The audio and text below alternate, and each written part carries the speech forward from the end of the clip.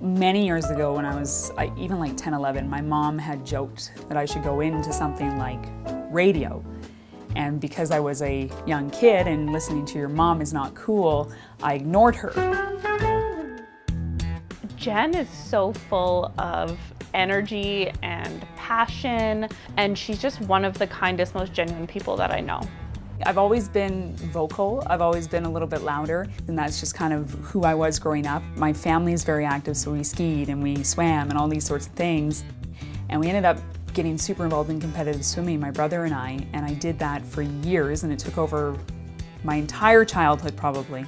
All of those skills that I learned from that kind of have transferred throughout my entire life, but were such a big part of my life. Because not only did I swim right up until the end of high school, I then started to coach. It was really cool because it taught me a lot of really valuable life skills that have carried into who I am today. I was convinced I was going to be a business major, and I lasted about 3 months, maybe 2, and so I had like an 18-year-old crisis, if you want to call it that, and went, no, I'm not going to be a business marketing major, I want to do something else.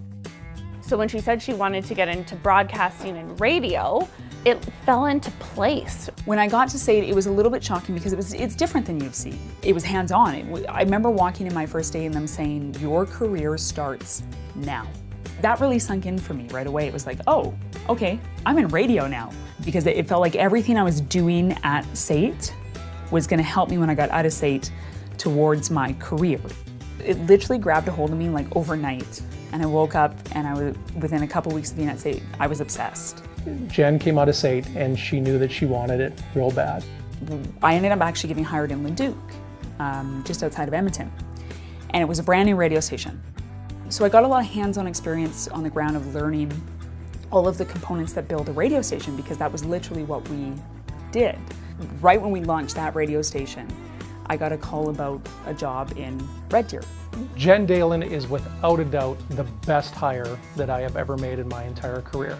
She's wise for her years, and that youthful energy that just brings you up with her. And she's a natural born leader that you just want to follow her wherever she goes. Kids of all ages have big dreams. I program 6 radio stations the day-to-day with the announcers and what they're going through, promotions, events, all that kind of stuff. And then I oversee additional radio stations and their branding, as well as the music that we're playing and some of the bigger things that we can do across the province. And I do that for 2 brands, which is the Real Country Network and the Boom Network. How bad do you want it? Jen wanted it really bad, and she went and got it. And there's so much more to come. We will all work for Jen Dalen someday. I loved my time at SAIT, and it's really, really cool to see it recognized, really. And it is very, very humbling.